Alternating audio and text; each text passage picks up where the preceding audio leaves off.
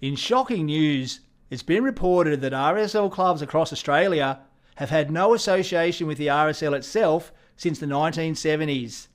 If that's true, it means if you've spent or gambled money at an RSL club in the belief that you're supporting the RSL itself, then you've been ripped off and you could join a proposed class action.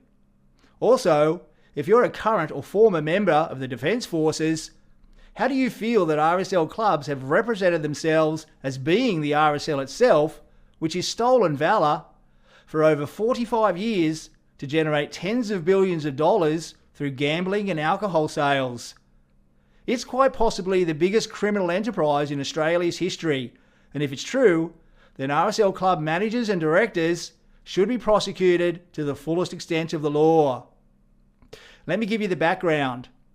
In September last year, New South Wales RSL President Mick Bainbridge publicly confirmed that the RSL itself has had no association with the RSL clubs since liquor reforms in the 1970s. Bainbridge was explicit, saying, "We cannot under any circumstances allow confusion between the not-for-profit that exists to provide support to veterans and their families, which is the RSL itself, right, and a business reliant on gambling and the service of alcohol, which are the RSL clubs." He further acknowledged, "I'm certain that many people out there probably believe by going to the club they are supporting their veterans, when in fact they are not." Which means RSL clubs have been committing consumer fraud and stealing valour for over 45 years. This is staggering, because there's no question that people believe that by going to an RSL club, they're supporting the RSL itself. The clubs use the RSL name, they honour RSL traditions, and many clubs have even omitted the word club from their branding. For example, the Bankstown RSL club brands itself as Bankstown RSL, when according to Mick Bainbridge, it isn't Bankstown RSL at all. We checked 20 RSL clubs, and incredibly, 15 of them have omitted the word club from their branding. Our barrister said it wasn't difficult to believe that this is an active policy coordinated centrally. In other words, it's a deliberate scam.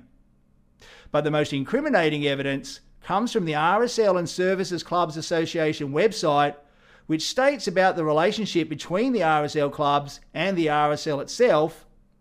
In the minds of the general community, both sets of structures are completely interwoven and share a common set of values and objectives. This is as it should be. This is an astonishing statement, which our barrister described as being an admission and even a confession. Justice Matters wrote to the association's CEO, Margot Smith, to give her an opportunity to explain why their website claims the RSL clubs and the RSL itself are completely interwoven, when Mick Bainbridge was explicit that they weren't.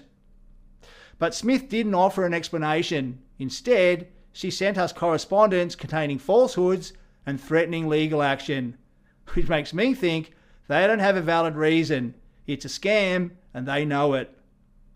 We intend publicly campaigning for Margot Smith's prosecution and the prosecution of other RSL club managers and directors for committing wholesale, prolonged and aggravated consumer fraud. We'll also be calling for participants in a class action against RSL clubs for any person who spent or gambled money at an RSL club in the belief they were supporting the RSL itself. If you'd like to register your interest, use the contact form on our website at justasmatters.au and we'll put you on the list. And if you're a current or former member of the Defence Force, then please let us know, because you should be outraged, and we're considering a separate class action on your behalf.